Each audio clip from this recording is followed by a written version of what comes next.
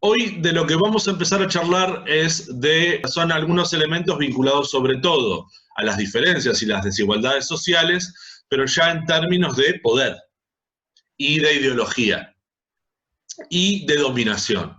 Vale decir, no solamente repasar los elementos que hacen a las desigualdades sociales más conocidas, como son las distancias económicas, con otros elementos que, por un lado, enriquecen mucho el análisis y, por otro lado, también nos cambian un poco la perspectiva. Y lo que iba a proponerles era, en realidad, un recorrido para poner en otros contextos, que siempre es interesante salir del propio contexto. Yo sé que lo primero que les decimos es, bueno, hay que ponernos en contexto para pensar sociológicamente, para hacer crítica sociológica hay que ponernos en contexto, pero a veces también es bueno ver otros contextos, ¿sí? Para poder compararnos en esa situación.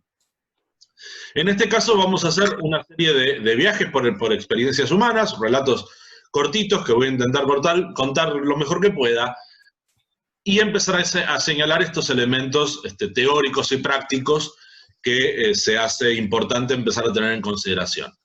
Dicho esto, también aclarar que todo lo que voy a contar es puro cuento, excepto las partes que son verdad. Ya se habrán dado cuenta que si uno quiere involucrar la sociología de manera que uno la pueda pensar, uno mismo, la propia persona que hace sociología o que se planta en este lugar, no puede quedar completamente afuera de la ecuación. Uno viene con sus ideas, con su ideología, con su posición en el mundo de la vida, y no sale con facilidad de ahí. Entonces, a veces para pensar sociológicamente hay que repensarse sociológicamente. Y estamos viajando en el tiempo y en el espacio. Nuestra primera parada es el año 2000, déjenme acordarme, 2006, y estamos en Estambul, Turquía, en el hipódromo. Y estamos paraditos mirando de frente a la Mezquita Azul, cuyo nombre verdadero es la Mezquita de Sulaimán, que es un edificio absolutamente sobrecogedor. Poco probable que uno encuentre en la vida muchas experiencias de ese estilo, incluso pudiendo viajar. También importa mucho la experiencia de vida que uno tenga en términos de qué es lo que uno traiga como valores, ¿sí? como tradiciones, qué es lo que a uno le emociona o lo deja emocionar. Pero la Mezquita Azul es absolutamente impresionante. Y el problema es que cuando uno lo piensa un poquito después, se parece a casi todas las demás mezquitas de la parte vieja de Estambul. Pero, por decirlo de alguna manera, porque en realidad hay bastante distancia, justo al lado hay algo que durante mucho tiempo fue una mezquita, pero que no nació como mezquita, que era originalmente una catedral, Hagia Sophia, también conocida como Santa Sofía, que es completamente diferente a todas las demás mezquitas. Y en mi opinión, bastante más fea. No causa el mismo impacto. Y acá uno dice, ¿qué es lo que importa? Bueno, acá pasan muchas cosas. Por ejemplo, uno pone la jerarquía, me gusta más, me gusta menos, cuando en realidad de lo que se trató en su momento es de reconocer que Estambul, como cualquier ciudad antigua, como cualquier ciudad en realidad, se fue construyendo por capas. Y una capa era la imperial bizantina, digámoslo así, cristiana, no católica, ortodoxa, pero sí está ahí esa fastuosa catedral, ahora reconvertida en mezquita. Bueno, pasó por varias etapas, hasta hace poco era simplemente un museo, ¿sí? O un lugar de visita. Y esta Sofía es nuestra primera Sofía. Y de lo que vamos a hablar de esta primera Sofía, bueno, voy a tratar de dejarlo para el final. Porque después de esta mini visita vamos a vivir una historia en otro lugar y vamos a viajar de pronto un año atrás, al año 2005, y estamos en la ciudad universitaria de Lund, al sur de Suecia. Algunos a lo mejor van a encontrar el nombre de la ciudad de Lund en un relato de Borges, 3 versiones sobre Judas.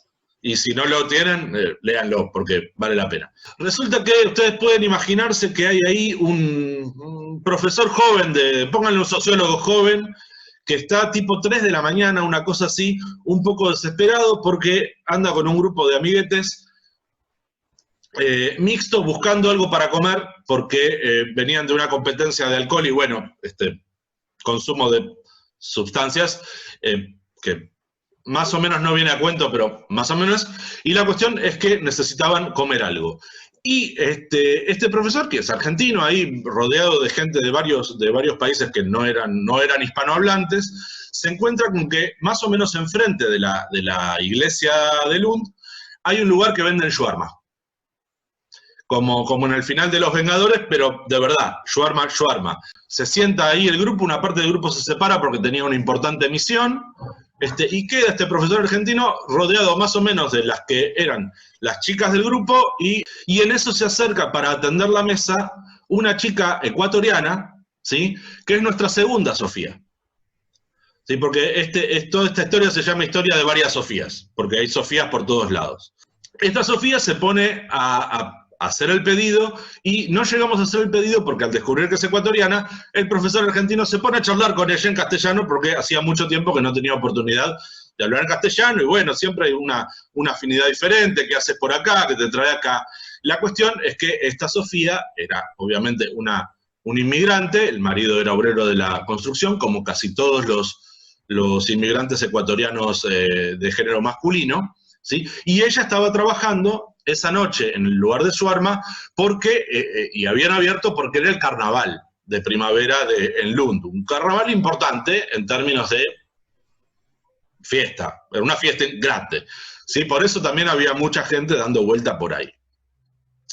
A esta altura de la charla se acerca una pareja, iba a decir evidentemente sueca, pero para mí no era tan evidentemente sueca, era simplemente una pareja, un muchacho muy alto y con su compañera, digamos, que era una rubia preciosa, ¿sí? Y empiezan a hablarle en sueco al único representante de la población moderadamente heterosexual, que era este mismo profesor que estaba hablando con Sofía, que a todo esto, como ya no había muchos clientes porque era muy avanzada la hora de la madrugada, digamos, se había sentado tranquilamente y después iba a traer el shawarma, cuando tuviera tiempo y ganas. Lo que ocurre es que el varón de esta pareja empieza a hablar en sueco y le traduce al profesor, Sofía, le va traduciendo, y se va horrorizando, porque lo que está diciendo el muchacho es que él con su pareja, la novia que tenían al lado, querían hacer un viaje de verano que se aproximaba, y como no les alcanzaba el dinero, bueno, quería ofrecer a ver si el profesor quería acostarse con la rubia por unos euros. Porque como en Suecia tenían coronas y suponían que los extranjeros teníamos euros, porque por alguna razón creyeron que el tipo era español y no otro sudaca, digamos, ofrecen esto. Y entonces esta Sofía, que tenía una formación profundamente católica desde el punto de vista moral, se empieza a sentir mal porque se siente muy incómoda decir eso. Al mismo tiempo, el hombre contesta que no estaba de acuerdo con la prostitución. Ante esta respuesta, la pareja se enoja muchísimo. Se enoja muchísimo porque la chica se pone a gritar en sueco. La traducción rápida decía más o menos que en realidad no era prostitución porque era por su propia voluntad y que ella lo haría gratis, pero que no había nada de malo en juntar unos euros para poder viajar, porque los que teníamos una mentalidad del siglo XVII éramos los que no entendíamos que el sexo no tiene nada de sucio si se lo hace bien, entonces que era peor para nosotros tener esa mentalidad de mierda y que por qué no nos íbamos al carajo. La respuesta a esto es que no, que en realidad seguía siendo prostitución, porque a todo esto intervienen también las mujeres de la mesa, porque fue un grave error también presentarlo así por parte de la pareja, porque primero, las demás, la mayoría entendían sueco, y por otra parte era de estas feministas pulenta, entonces no les daba gana, entonces la respuesta de ellas era que en realidad el tipo le estaba ofreciendo a la compañera no estaba ofreciendo al tipo, porque él también podía juntarse unos euros por ahí, salvo que se asumía que la mujer podía llegar a cobrar, ¿sí? Pero el hombre no. Entonces eso es lo que se echó en cara. Bueno, la cuestión subió un poquito de tono y ustedes se preguntarán si no teníamos a la otra parte del grupo que contribuyera en la defensa de toda esta situación, y la respuesta es que no, porque los varones del grupo estaban tratando de trepar al techo de la iglesia, porque la veían mucho más chiquita de lo que en realidad era. Estaban muy, muy drogados. Entonces, en este clima más o menos ustedes tienen que entender la situación. Por supuesto, no pasó a mayores en ese sentido, salvo que Sofía, nuestra Sofía, se pone a llorar. Y se pone a llorar fuerte. Porque estaba cansada de esas cuestiones, digamos, xenófobas, racistas, clasistas también, porque bueno, yo no sé si se dieron cuenta o no que era una trabajadora del lugar, pero evidentemente lo asumieron. ¿Sí? Y asumieron que por sus facciones era sudamericana, asumieron la inmigración, asumieron la condición social inferior. Entonces Sofía estaba llorando por varias cosas y aprovechó para llorar por varias cosas. Una de las cosas por las cuales lloraba era, sí, este maltrato al que era frecuentemente sometida, pero también porque detectó que no dejaba de haber algún trasfondo de verdad, porque de lo siguiente que se queja es de la relación que está teniendo con el marido en Suecia. Dice que se tenía que aguantar el machismo de él en un lugar donde ella veía que las mujeres no vivían igual, ¿sí? Y se tenía que aguantar que él tuviera para ella la moral judeo-cristiana, digamos, de la fidelidad marital, o sea, la obligara a ser fiel, y él por su parte podía hacer cualquier cosa por ahí, porque total era el hombre de la casa. Entonces se pone a llorar, y esta escena termina con otra Sofía que yo tenía escondida por ahí, en realidad Sofi, no se pronuncia Sofía, pero bueno, esta Sofía que se acerca y se pone a charlar con la Sofía ecuatoriana, y esta historia por ahora la vamos a dejar ahí. La cuestión es que vamos a hacer otro saltito, un poquito hacia el futuro, y vamos a estar en el año, no me acuerdo muy bien ya, si es 2007, 2008, puede haber sido principio del 2009, tengo una confusión temporal con eso, pero nos encontramos con que este mismo profesor está en una ciudad en Colombia, en el departamento de Boyacá, en la ciudad de Chiquinquirá, ¿sí? Y él está ahora en otra función, está ayudando, o tratando de ayudar en realidad, vamos a ver cómo resulta esto, a un centro de protección de menores.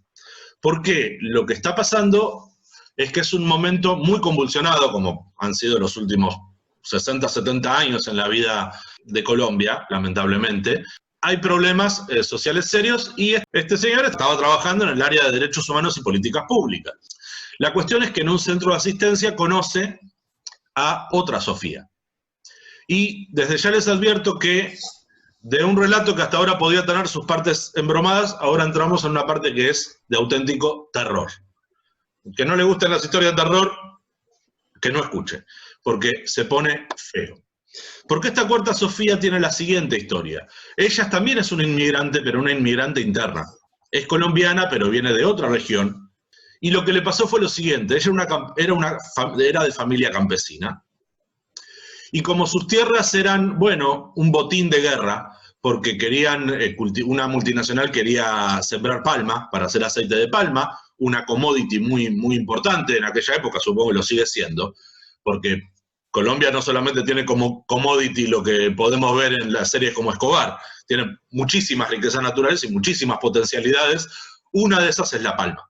La cuestión es que la metodología fue la siguiente, como ahí no había realmente temas políticos, sino que eran sobre todo económicos, sin embargo, las multinacionales o las grandes corporaciones locales, porque una fauna mixta de gente, llegan a un acuerdo con los paramilitares de la zona, que hacen lo siguiente, acusan a los campesinos de apoyar a la guerrilla, toman a las familias campesinas, matan al hombre, matan al hijo mayor, o en este caso a los dos hijos mayores, si ya estaban en la edad de trabajar, y expulsan a la mujer y a los hijos menores de la tierra. Siempre bajo la cobertura de estaban apoyando a la guerrilla. Entonces, eso es lo que ha generado una tremenda migración interna en Colombia. ¿Sí? Pasa en muchos lugares del mundo con otras cuestiones, pero en Colombia pasó así. Y la cuestión que al tener que recalar mucho más cerca de Bogotá, las posibilidades de trabajo se achican. No había muchas posibilidades de empleo, pero para desgracia de muchas familias que se arrimaron a esta región, en la parte más alta de Chiquinquirá, en la ladera de la montaña, sí había un negocio floreciente en la zona, que es la prostitución. Pero ya no la prostitución de mujeres, sino la prostitución infantil. Y no la prostitución de mujeres, no porque no hubiera prostitución de mujeres y trata de mujeres, sino porque, digamos que ya había demasiada competencia. Esta Sofía no llegó de donde vino y recaló en tener que prostituirse. No sé si es muchísimo peor, pero suena bastante más espantoso. Se vio obligada a prostituir a su hijo menor de edad. Tenía unos 8 años, porque esa era la parte floreciente del negocio, la prostitución infantil, con toda la perspectiva de que cuando habían salido era una bebita, ahora ya tenía cerca de 2 años, su bebita corriera más o menos la misma suerte en un futuro próximo, porque este era el negocio floreciente. Ya les avisé, la historia es de terror. Y esto es también un poco lo que explica la situación de la otra Sofía, ¿sí? Que se quejaba porque era inmigrante, pero claro, era inmigrante también porque, si bien no de una situación tan terrible, también habían venido escapando de una situación económica o social, quizá no política y militar, pero muy fea. Y esto es lo que explica las situaciones de mucha gente. Y lo que en todo caso era curioso que pedía esta última Sofía del relato, la que estaba en Chiquinquirá, era, por favor, que le sacaran a sus hijos. A ver si se entiende la situación de mierda. La única posibilidad que tenía ella de sacar a sus hijos era porque ella estaba completamente coaccionada. La única posibilidad que tenía era de que alguna organización se llevara a sus hijos a otro lado. ¿Se entiende en qué posición estaba? Entonces, de pronto nos encontramos con que para entender de qué se tratan las desigualdades sociales, podemos recurrir a estos casos extremos o los casos intermedios, o pensar en nuestra propia vida, pero hay una serie de elementos que no aparecen por lo meramente económico. Sí, esta última Sofía o la Sofía anterior habían tenido que desplazarse por razones económicas, pero las circunstancias sociales que vivían, las circunstancias personales que vivían y que las hacían sentir horriblemente mal, no tenían que ver necesariamente con lo económico. No se estaban quejando de ser pobres. Se estaban quejando, de las espantosas circunstancias en las que estaban por las redes de poder que las envolvían. Y a esto nos referimos a veces cuando tenemos que entender que, viendo sociológicamente desde una posición socialmente, si quieren, más cómoda o más sencilla, también los problemas por los que nos preocupamos, ¿sí?, son, no tan importantes, aunque nos afecten personalmente. Pero lo que me refiero es que en estas circunstancias más extremas es donde se hacen más notorias las redes de poder. La Sofía que estaba en Suecia no podía quejarse mucho del marido, ni de su situación como inmigrante, porque corría el riesgo de perderlo todo. A la última Sofía no le quedaba más remedio que pedir por favor que le sacaran a los hijos. A mí me cuesta un poquito pensar en qué situación tiene que estar una persona que piensa que eso es una solución, y probablemente tenía razón. Para pensar de pronto estas situaciones, nos sirven los elementos basados en la desigualdad económica de los que veníamos hablando. Creo que es muy claro en los ejemplos, pero también es insuficiente para entender todas las circunstancias.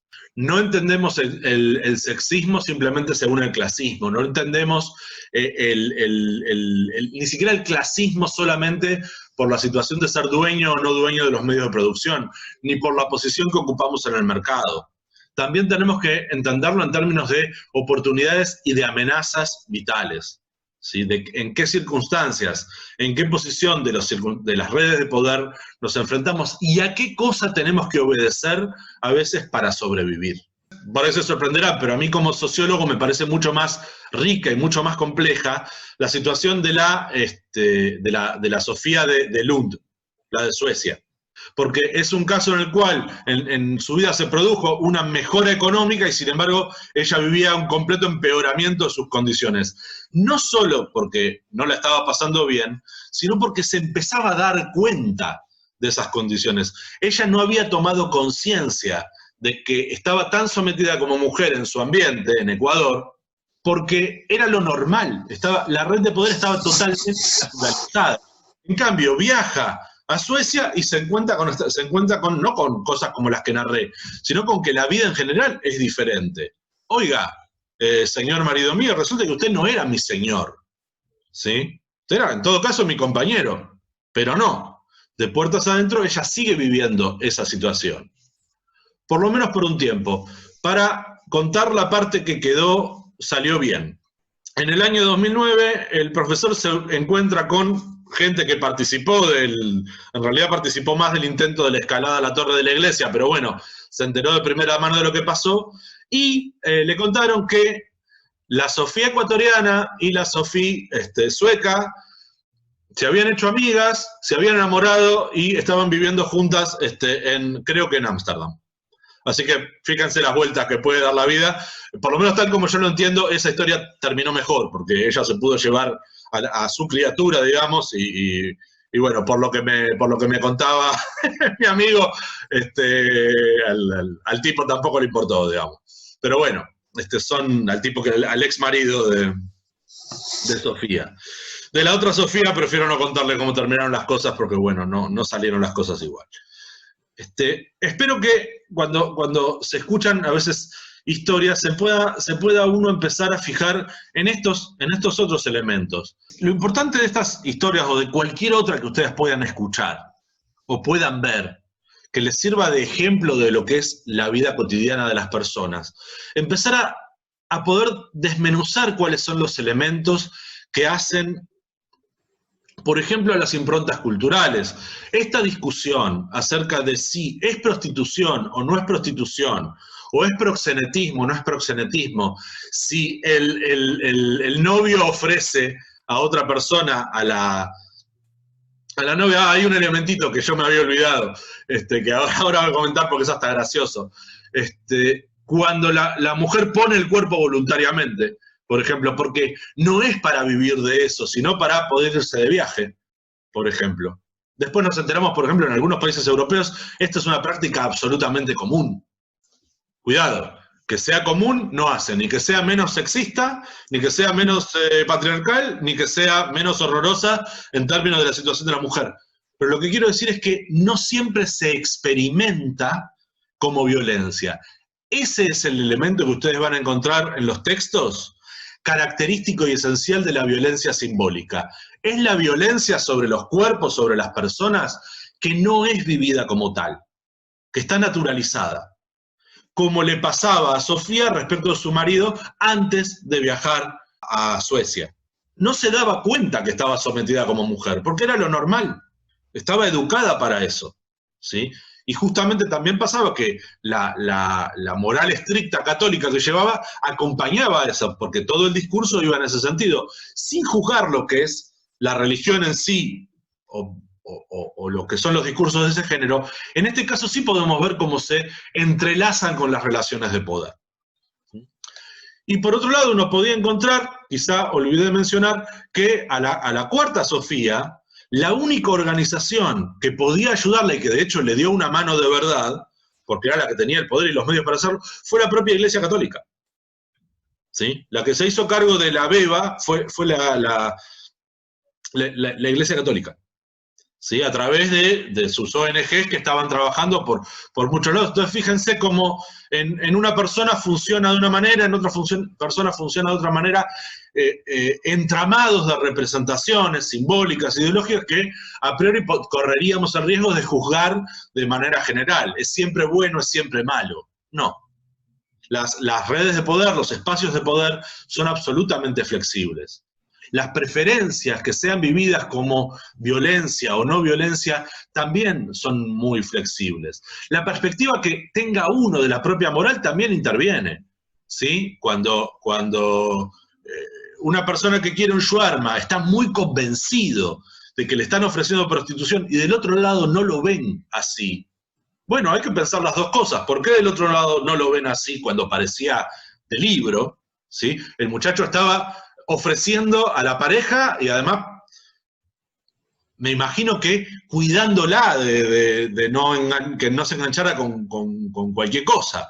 digamos, pero que es exactamente lo que hace un proxeneta, es de libro. Y sin embargo la respuesta es, no, esto no es prostitución. Entonces, ¿cuánto de lo que uno lleva como expectativa de lo que tiene que encontrar también está marcado por las redes de poder? Y cómo se pone a dialogar en nosotros mismos todo el entramado de significaciones que pueden ser violencia, pueden ser poder, y que no se expresan necesariamente por las desigualdades económicas. Sí, indudablemente las desigualdades económicas, como venimos viendo, porque es algo en lo que se insistió mucho, hacen que estas asimetrías sean terribles.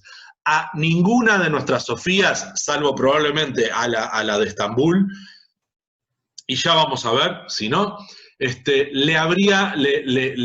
dejó de pasar factura a su situación económica inferior, ¿sí? En Ecuador también hay Sofías que no están no se encuentran en necesidad de emigrar, ¿sí? En Colombia también hay Sofías que no se encuentran en la situación espantosa de nuestra Sofía. O sea, evidentemente la situación socioeconómica es determinante, pero no es la única determinante. Yo creo que es imposible encontrar situaciones de asimetría, de desigualdad económica que no estén vinculadas a una enorme cantidad de violencia simbólica, ¿sí? Nosotros, por ejemplo, aquí en nuestro ambiente, acá también somos tremendamente, tenemos tremendos problemas de xenofobia, digamos, con los inmigrantes, pero también con nuestra propia población que no es legítima, la población que no es blanca, educada, que tiene acceso a determinados estudios, tal. Tenemos palabras horribles para referirnos a ellos, a todos, ¿sí? Después de lo que les conté parece mentira que me dé vergüenza usar esas palabras, pero me da un poco de pudor, qué sé yo, usar palabras como negro cabeza, bolita, paraguas, no se salva a nadie en nuestro entorno, y lo vivimos a veces con una naturalidad enorme, y esto es lo que les quería traer de cara a que puedan hacer este vínculo entre los elementos que vamos a ver, porque cuando se enfrenten ahora al próximo texto de Weber, van a ver que volvemos al Weber de siempre, ¿sí? Al que hablaba de las diferencias, de las desigualdades económicas en términos de posición en el mercado, pero es un Weber que nos trae el poder de una manera muy limpia, ¿sí? Y del cual hemos aprendido muchísimo. Es una gozada el texto sobre el poder después del de clases, estamentos y partidos, es realmente buenísimo, pero de pronto se nos pierden algunas cuestiones de vínculo con las desigualdades. No van a estar tan separadas, y cuando veamos después Bourdieu y Foucault nos va a pasar un poquito lo mismo. Vamos a ver textos más mixtos, ¿sí? Pero también más purificados de la desigualdad económica. ¿Por qué? Porque ya entendemos que funcionan. Lo que les quiero decir con esto es que no permanentemente tenemos que estar explicando que la desigualdad económica es desigualdad, para hablar del poder y de otras desigualdades, porque ya está ahí. No solamente es para decir, bueno, los ricos también lloran, ¿sí? Porque también hay relaciones de poder que afectan a la gente con dinero. Sí, también, obvio. Lo que queremos decir simplemente es que no desaparecen las desigualdades porque uno no hable de ellas explícitamente, las desigualdades económicas. A veces cuando hablamos de la preferencia, del gusto, de la violencia simbólica, no usamos tantos elementos vinculados a la explotación capitalista porque esa es de, ya sabemos, ¿sí? Ya expresamos que eso existe. Después, cada quien decide si comparte o no, por supuesto, hay cierta libertad teórica y de pensamiento en eso también, pero quiero decir, no hay que machacar permanentemente en eso. Así que, bueno, como queda poquito, yo espero que se haya disfrutado un poco, por lo menos, la narrativa. Les dejo averiguar cuáles partes son verdad y cuáles son una cochina mentira del profe de Ahora, cuando en todo caso nos reconectemos, sí, ver qué dudas, preguntas, comentarios tienen. Si alguien quiere empezar, o sea, tirar ya la pregunta, porque queda como un minuto. Esto es horrible, porque uno ve cómo funcionan a veces los dispositivos de poder. Este es un ejemplo. Miren, uno está llevando el discurso, se le prende un reloj, ¿sí? Uno no puede seguir con el mismo discurso, ¿sí? Porque está calculando el tiempo del discurso de una manera que uno no lo estaba haciendo. Si eso no es un dispositivo de poder, no tengo ningún ejemplo mejor. Entonces, cuando lean Foucault, eso, Eso, cuando vean biopolítica, cómo el poder se mete en el cuerpo, eso, el reloj. Sí, ese es un mecanismo fabuloso. Y justo cuando voy a estar por decir la respuesta más importante es que se va a cortar y después me voy a olvidar y ustedes van a quedar con la duda para siempre. Nada, eso es sadismo. No es cierto. En realidad ya no sé qué decir esperando que se corte, así que voy a mirar así, lo dice menos de un minuto. Estás ejerciendo el poder de alguna forma. No. Al contrario, Jorge, se está ejerciendo el poder sobre mí y un estúpido aparato, un dispositivo de verdad. No es otra persona. El dispositivo de poder funciona con independencia de quién lo esté manejando. Y en este caso, bueno, esto obviamente es algo muy propio de nuestra era, pero los dispositivos de poder automatizados son una de las formas, digamos, en que tenemos de disponer nuestros cuerpos. Cuando, por ejemplo, hablamos de disponer el cuerpo, en realidad estamos anclados en una teoría en la cual no hay separación entre cuerpo y mente. Entonces, de pronto van a encontrar que conceptos como anatomopolítica, ¿sí? Que parece vinculado a la corporeidad, pero es una manera de entender el cuerpo con la mente incorporada, ¿sí? Es decir, la formación de los cuerpos dóciles de los que habla, por ejemplo, Foucault, es la propia mentalidad también, ¿sí? No es solamente elementos vinculados al sometimiento físico, precisamente porque no es fuerza lo que se nos aplica. Son las cosas que hacemos voluntariamente. Por ejemplo, nosotros acá reunidos, levantándonos temprano, sobre todo en estas circunstancias, qué sé yo, en estas circunstancias raras que tenemos que hacer esto, uno dice, bueno, ¿hace falta seguir levantándose temprano? Bueno, para acomodar mejor los horarios, por ahí sí, pero no tanto, qué sé yo. Para poder reunir las necesidades de todos, dijimos, bueno, ponemos el despertador hoy también. No sé ustedes, pero yo estos días tengo más miedo. En mi vida normal ya tengo el dispositivo de poder incorporado, entonces no necesito despertador para levantarme temprano. Es muy triste, pero es así. Pero días como hoy yo por las dudas lo pongo. Me despierto antes, ¿sí? Pero tengo que poner el despertador porque me da miedo quedarme dormido. Ese es el dispositivo de poder funcionando. Tanto el miedo como el otro, el acostumbramiento, ya está en el cuerpo. Y esto funciona a todo nivel, ¿sí? En el sufrimiento de Sofía, incluso uno podría decir, fíjense, la última Sofía no habría sufrido tanto si, por ejemplo, no hubiera amado a sus hijos. Si ella no hubiera amado a sus hijos, no habría tenido problemas, los prostituía y ya. El amor no es natural. Es un dispositivo de poder, quiero decir.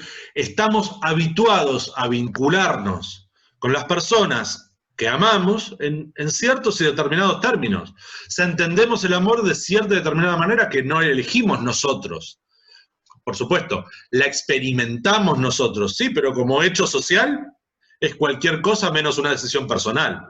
¿Sí? No me refiero solamente al enamoramiento, sino a las fases prácticas.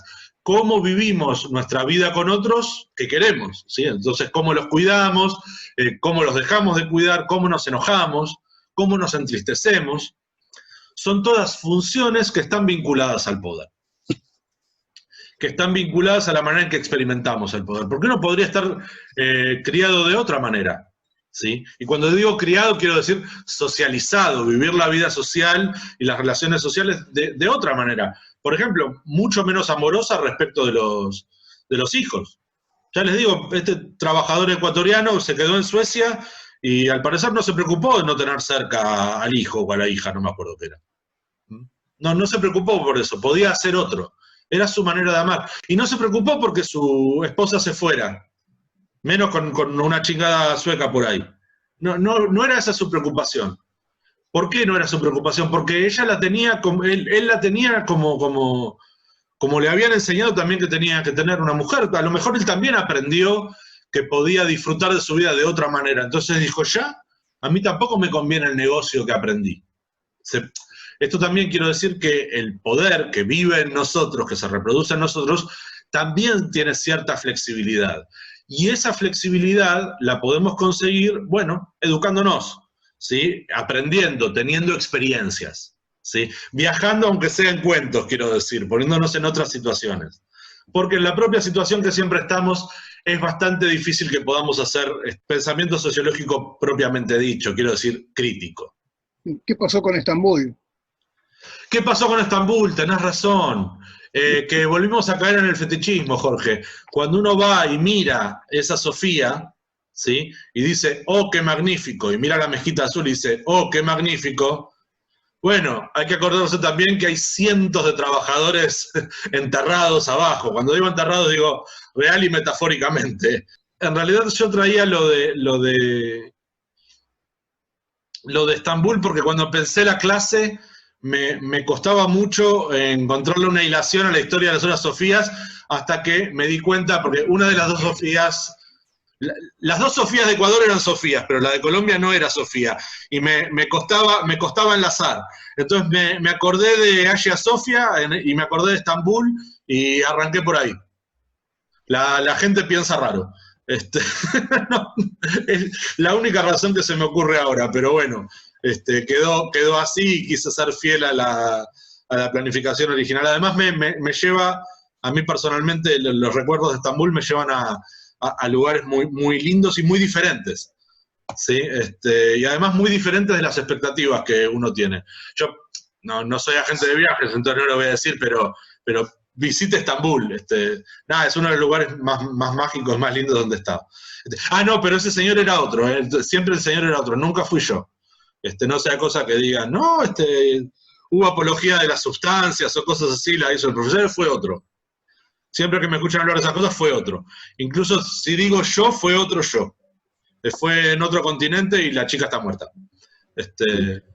Que también es una cita, no es una referencia. Bueno, así que nada, ¿alguien tiene más dudas, comentar alguna otra cosa de Estambul? Profe. Sí, por favor. Que recién dijo, están enterrados literal y figuralmente, ¿a qué se refería? Porque figuralmente, literalmente me imagino. Bueno, figuradamente porque murieron muchísimos trabajadores en todos los procesos de construcción. Cualquier monumento que vos veas de estos de la antigüedad, que tiene gente muerta, pero a cantidades. Y si sí, no la estuvo Mezquita Azul muerta, se hizo en un año. La Mezquita Azul se hizo en un año. Imagínate cuánta increíble. gente usaron. Sí, claro. Es impresionante. No sabía el dato, mirá vos. En un año se hizo. Peor entonces, vale. No, ¿qué te iba a decir? Y después, bueno, Hagia Sofia también es un mausoleo, ¿eh? Es decir, explícitamente hay muertos abajo. De hecho, salen películas y todo. Están las lápidas ahí. No sé si estarán los cuerpos todavía, porque como después la hicieron mezquita, es bastante probable que para que sea el lugar consagrado hayan retirado o hecho alguna... Y además abajo hay mucho líquido. A mí me resultaría raro en todo caso que fuera muy real. Hay una cisterna gigante abajo. Entonces es complicado el tema de la construcción. No, eso es realmente increíble lo que hicieron ahí. Estambul es una ciudad rarísima en la construcción. Pero bueno, ya les digo, todas las ciudades tienen capas que son sociológicamente interesantes. Miren ustedes, por ejemplo, en este sentido, hablando de la construcción de los cuerpos, Buenos Aires, cuando nos vamos de paseo a San Telmo y vemos los viejos conventillos, bueno, casi todos nos han contado la historia de que los conventillos no nacieron como conventillos, es decir, como lugares donde vivía mucha gente, sino como casas más o menos señoriales que quedaron abandonados con la fiebre amarilla. ¿Sí? Y ahí fueron ocupadas o vendidas a sectores populares, entonces se generó otro tipo de arquitectura urbana con la vieja casa señorial. Bueno, Buenos Aires, que no es una ciudad para nada tan antigua como puede serlo Estambul, también tiene estas capas. ¿Sí? Se pueden hacer excursiones por ahí, ver los túneles por el Paseo de las Luces y tal. Algunas capas hay, más abajo debe haber barros, y lodo y cosas así, y también muertos, pero quiero decir, en general es lo que hay. Imagínense si se junta eso en 500 años, lo que se puede juntar en 2000. ¿Sí? Y además en 2000 años moviditos, porque estos lugares juntaron gente durante mucho tiempo. Una pregunta, que para mí en el segundo caso la violencia simbólica no era como tan violencia simbólica, porque en realidad la chica sí se había dado cuenta de que la situación en la que estaba, ella estaba coercionada, pero que podía hacer algo por los hijos. O sea, si bien ella estaba atada a los proxenetas o a quien sea, los hijos todavía no. Entonces la violencia para mí no sería tan simbólica porque ella se había dado cuenta ya. Claro, hay instancias... Pero lo que usted quiere decir es que está naturalizado. A ver, ¿cuál es el segundo caso al que nos referimos? ¿A la Sofía de Lund? Sí. No, perdona, la de Colombia.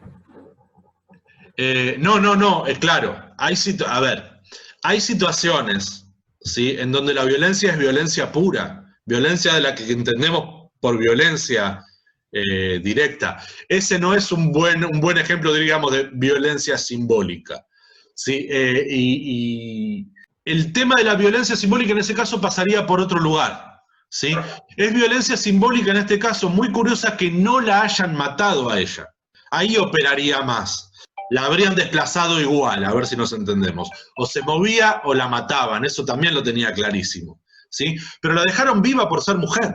A mí me resultaba increíble, terrible, esta cuestión de que ella misma no pudo decir, bueno, me prostituyo yo porque ya había demasiada competencia. Digamos, el proxenetismo local, que venía del poder político más alto para abajo, del local, de esta zona de Colombia, desprotegía completamente a la población migrante, hombres, mujeres, niños, no tenían ni recursos ni ganas de proteger. Entonces, a veces la violencia se da por la propia estructuración, porque no es que esa gente había pedido que viniera migración interna, ¿sí? Pero el espacio social ya era simbólicamente violento. No te voy a dar nada, no te voy a ayudar, no tengo con qué y honestamente no me interesa tampoco, porque no es población a mi cargo. De hecho, el discurso era que se vayan a Bogotá si quieren ayuda. Y de hecho, mucha de esta gente trata de ir a Bogotá, por eso Bogotá crece muchísimo, pero ¿dónde crece muchísimo? En barrios marginales, en extensiones que si a nosotros, por ejemplo, viviendo en la ciudad de Buenos Aires, la zona de Retiro, o los que llamamos barrios de emergencia, o barrios populares del capital, que ahora se pusieron tan de moda con el tema del COVID, pero que están ahí desde que yo tengo memoria, sí, probablemente desde antes de mi memoria también, si creemos que esos son lugares grandes, como barrios marginales populosos, es que no tenemos mucha idea de lo que es realmente un barrio grande de gente marginada, ¿sí? Que se engrosa, porque, a ver, vamos a poner alguna cifra. Cuando yo estoy hablando de desplazados internos por la guerra civil, o por como quieras llamarlo, en Colombia estamos hablando de más de 5 millones de personas. 5 millones. Hay países que no tienen esa población. Uruguay no tiene esa población. Es un Uruguay medio desplazado, ¿sí? Y no es desplazado a Suecia, ¿sí? Es desplazado de una situación donde, bueno, eras una campesina, te habías habituado a ese modo de vida, ¿sí? Pero sos desplazado a una situación social infinitamente peor. Incluso desde nuestros valores morales, es difícil cambiar nuestros propios valores morales para decir, bueno, ¿cómo nos adaptamos a esa situación? Uno dice, bueno, no, yo soy una persona más educada, haría otra cosa. Yo nos quiero ver en la situación a ver si realmente tenemos tanto para hacer. ¿Se entiende? No hay tanto para hacer. ¿Te vas o te mato? ¿A dónde vas? ¿Sí? Quiero decir, digo nosotros, por ahí me equivoco, en hacerle el gentilicio, el plural, pero nosotros no sabemos cultivar la tierra en ningún lado, aunque nos dejen cultivar la tierra en un lugar. ¿Qué hacemos? El poder que nos formó a nosotros nos hace para funcionar en estas circunstancias sociales, no en otras, no solo porque nos imaginamos en estas circunstancias. Yo siendo docente, ustedes siendo estudiantes, a lo mejor trabajando, pero en un trabajo, espero que para todos un poco más normalito, ¿sí? Que estas cosas que les pasan. Y uno podría decir, bueno, vender shawarma en Lund tampoco está tan mal. Y cierto, no está tan mal. La propia Sofía no en ningún momento vivió pensando en eso como algo peor de lo que tenía en Ecuador. Eran las otras cuestiones que se le hacían evidentes como violencia a las que le afectaban. Pero sí, vuelvo a darte la razón, si no todo tampoco es violencia simbólica, y ciertamente cuando uno toma conciencia de la violencia simbólica, prácticamente uno puede decir que del gris pasó a la violencia pura, porque uno se interpela a sí mismo y dice, bueno, entonces, ¿qué hago? Si no puedo hacer nada, es que estoy sometido por la violencia. Ya vamos a ver con Weber que justamente esa es la diferencia para él entre la fuerza y el poder. Porque en la violencia simbólica, igual que en el poder para Weber, el dominado legitima esa situación de subordinación. Uno dice, sí, está bien que yo sea subordinado. Por ejemplo, más o menos en este caso, el dispositivo de poder, ¿cómo funciona? Yo puedo hablar más que ustedes. Y ustedes no me cortan la llamada. ¿Por qué? Porque, bueno, está legitimado que el docente hable más que los estudiantes. Eso está bien en este sistema, y bueno, en este sistema es lo normal. ¿Esto es así natural en cualquier sistema de aprendizaje, de enseñanza? No necesariamente. La universidad nuestra en la que estamos está preparada para funcionar de esta manera, pero otros sistemas de aprendizaje por ahí no funcionan así. ¿Se entiende? Entonces no usamos los mismos mecanismos de dominación o de poder. Y la restricción al discurso que ustedes hacen, que harían en el aula, pero que ahora toma la forma física, visual, de ese iconito rojo tan molesto en la esquinita, el muteo, que es el último verbo que creo que incorporamos, desde googlear esta parte ya el lenguaje se fue al carajo, pero con el mutear ya estamos en el horno, siempre estuvimos en el horno, pero se nota mucho. Ese también es un dispositivo que dice, uy, bueno, qué cosa rara, tengo que hacer algo para poder hablar. Y ojo, a ustedes por ahí les pasa ahora, pero después tengo una reunión de trabajo con mis superiores jerárquicos, con el jefe de cátedra, y el que está muteado soy yo. Y tengo que hacer físicamente algo para hablar. Tengo que tocar un botón para hablar. Esa es una restricción importante de lo que es la manera de articular el discurso. Tampoco está mal, nos permite a veces pensar antes de hablar, ¿sí? Entonces a veces las cosas salen mejor cuando uno piensa que en la arrepentización, pero hombre, cuando uno está charlando, mejor no. De hecho, cuando las reuniones no somos tantos, y es mejor estar sin el iconito rojo. ¿Pero por qué? No porque no se pueda desmutear y hablar, se puede tranquilamente, sino para que la actitud mental sea más natural, ¿sí?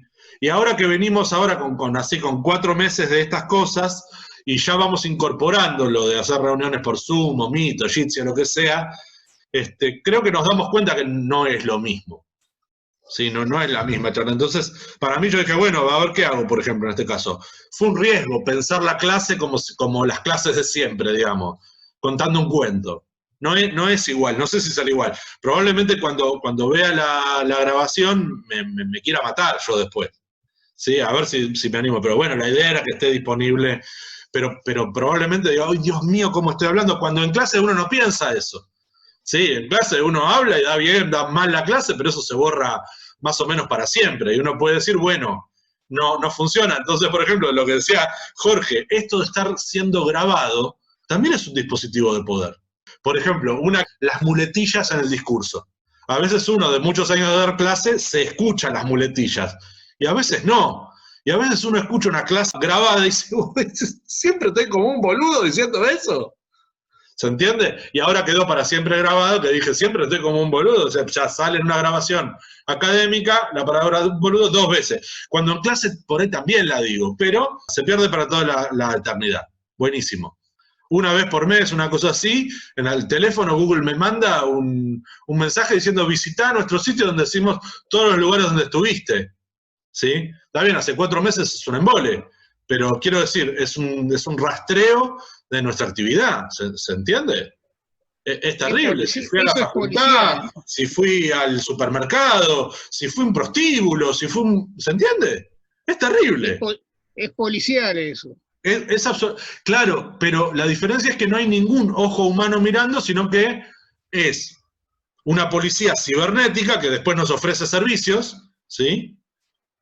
Vos pasaste por una bicicletería, te detectan la bicicletería y después te manda publicidad vendiéndote bicicletas, ¿sí? Por el Mercado Libre.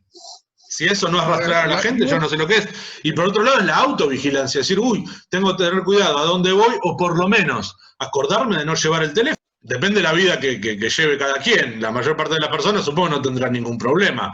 O porque no hacen nada malo, o porque no les importa. Si vas a asesinar a alguien, tampoco llegues el teléfono, porque vas a aparecer en el lugar. Está igual ya como lo que usted decía de cuando contó la historia de la Sofía ecuatoriana. Sí. Bueno, que ella trabajaba atendiendo un restaurante y el marido era obrero de la construcción. Sí, de la construcción.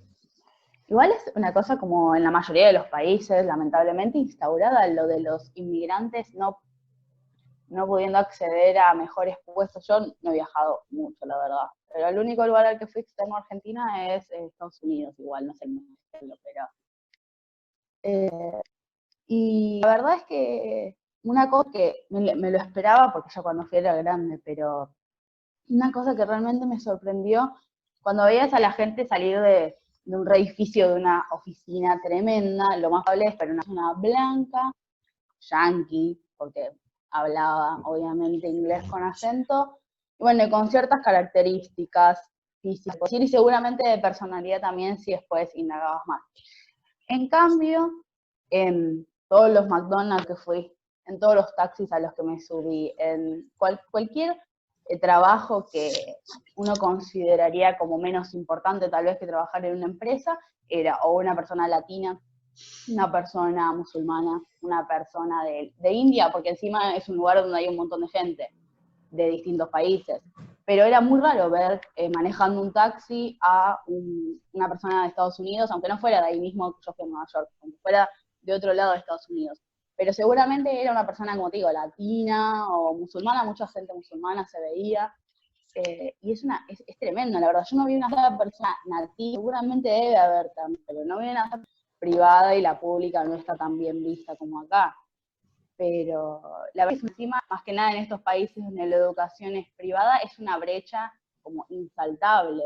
Sí. Lo más probable es que nunca esa persona pueda pagar la universidad y a su vez trabajar en un mejor empleo. Sí, es tal cual. Y estaba pensando en eso mientras usted hablaba y... Claro, no, sí, es que es tal cual, es que esa es la parte en donde, por ejemplo, la etnicidad se vuelve clase, ¿sí? Ajá. Vos tenés un origen étnico diferente, pero se va imprimiendo en el cuerpo por lo que pasa económicamente también, porque por ahí culturalmente no tenés ese problema. Y te voy a complejizar más quizá en esta cuestión que es importante, porque cuando vos decís la educación superior, por ejemplo en Norteamérica, es internamente clasista. No es lo mismo cuando vos accedés a una universidad de élite, Princeton, Yale, el MIT, el Caltech, ¿sí? Que podés acceder por tus méritos como estudiante, sí te dan esa posibilidad, ¿eh? Yo de hecho conozco bastante gente que accede a universidades de élite, no por el dinero que tenga su familia, sino por sus resultados académicos previos, y dijeron, no, nosotros lo queremos. Quiero decir, son universidades que reclutan talento, ¿sí? Uno lo ve. Pero lo más probable, lo más habitual, vieron que en sociología nos preocupamos por las regularidades, ¿sí? Lo más regular es que la gente en Estados Unidos se endeude hasta acá arriba para poder ir a la universidad, cuando puede acceder, que es la minoría, ¿sí? Y ese endeudamiento marca también que por ahí va a tener mejor trabajo que un taxista, que un obrero de la construcción, efectivamente, pero también siempre va a tener un empleo inferior a quien que provenga de clase social superior, ¿sí? Entonces, la estratificación va a ser más grande, pero también va a haber estrategias de dominación para los sectores intermedios. Y cuando no es la deuda de la universidad, tenés la hipoteca de la casa. En Europa, por ejemplo, la universidad pública no es tan cara, entonces podés acceder más fácil, pero después te enganchan con la hipoteca de la casa, del departamento. Estás 20 años con una hipoteca. Y cuando salís de esa hipoteca ya estás totalmente domesticado. Ya toda tu vida está en ese sistema. ¿Qué vas a cambiar? ¿Se entiende? Además la salud es privada, entonces también limita mucho a las clases. Sí, también. Y es algo que va a peor. Es algo que va a peor. Y por eso cada vez que vas al exterior te recomiendan lo del seguro médico. Sí. Porque si no, fuiste acá, sí. La verdad es que cuando en La Boca creo que fue, o en el cementerio de Recoleta, bueno, no sé, a uno lo balearon y le tuvieron que cortar la pierna. No me acuerdo. Así de Suecia creo que era justamente. Y acá lo atendieron, no me acuerdo si en el Argerich, bueno, en algún hospital público, bueno, el chabón le salvaron la vida y se volvió a su país y estaba súper agradecido con los médicos de acá, todo hermoso, pero en Estados Unidos, en cualquier lado que la salud sea privada, sin seguro médico te la Sí, hay lugares que viajas sin seguro médico y te la estás jugando. Sí. Te pasa lo mismo de decir, no, déjame acá, me curo yo solo porque no quedo esclavo de por vida. Tengo que construir otra catedral para terminar de pagar. Sí, que sí, es complicado. Nada, efectivamente, lo que comenta Victoria es que la cuestión de la desigualdad, de estas desigualdades nos pasan internamente, creo que algo dije antes, pero sí que hay... Bueno, voy a tener que leer porque si no, no puedo responder. Esa cuestión de desigualdad y xenofobia también pasa dentro del país, acá con personas argentinas. Alguien que es de La Pampa, la provincia goza de ciertos bonos por ser parte de la Patagonia, y cuando viene alguien de otra provincia a vivir acá, supongo que es La Pampa, esa persona pasa por un proceso de aceptación porque automáticamente es rechazado por la antigua creencia que vienen a cobrar el bono. Mira, yo ni sabía eso. Es importante, claro, es una especie de doble juego. Sí, eso pasa en otros países que te dicen, claro, venís acá a aprovecharte de nuestro estatus de vida superior, en este caso sería el bono, cuando en realidad sos mano de obra que a lo mejor el lugar necesita. La contracara de esto que cuenta de La Pampa sería Río Negro, que tiene permanentemente trabajadores temporarios, tiene una lógica de trabajadores temporarios de Salta, de Jujuy, incluso del NEA, o sea, del NOA y del NEA, y que vienen como trabajadores golondrinas a juntar la manzana o a las cosechas y después se tienen que ir. No es que les hacen lugar en Río Negro para que vivan. Sí, hay un montón de expresiones, esta es muy clara.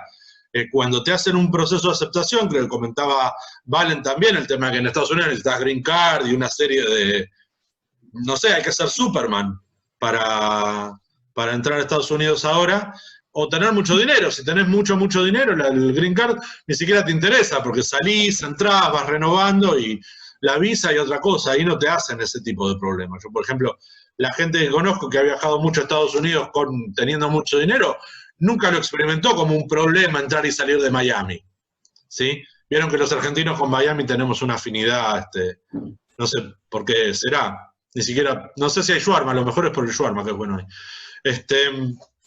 Dicho sea de paso, al final nunca pude comer el shawarma. El señor que no era yo nunca pudo comer el shawarma en Lund. ¿Qué cosa?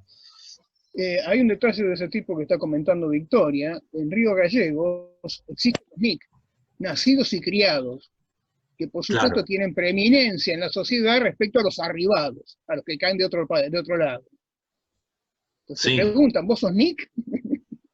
Bueno, ¿qué va a ser? Sí, pero Argentina, la verdad que los argentinos no podemos decir nada. Este es un país plagado de xenofobias. Y además muy ocultadas porque tenemos un sistema educativo que, entre otras cosas, está diseñado para borrar las diferencias. Todos los que probablemente estamos acá seamos nietos, bisnietos o algo de inmigrantes. Y ninguno tiene acento de inmigrante. Ustedes no me escuchan el acento yiddish o árabe, que son dos de los troncos. Ustedes escuchan hablar un porteño más. Yo escucho a alguien de apellido italiano y no escucho digamos, a la familia calabresa o la napolitana, ¿sí? Y ustedes están en Italia y se escucha perfecto, pero perfecto. No hay ninguna duda de que alguien es romano o es napolitano por la manera en que habla la misma lengua italiana, o distinto dialecto, ahí ya es obvio, pero acá la educación estuvo hecha ahora ya ni hace falta, pero estuvo hecha durante mucho tiempo para aniquilar las diferencias de ese tipo. Entonces, y fue muy de Sarmiento. Claro, la escuela sarmientina está hecha para eso.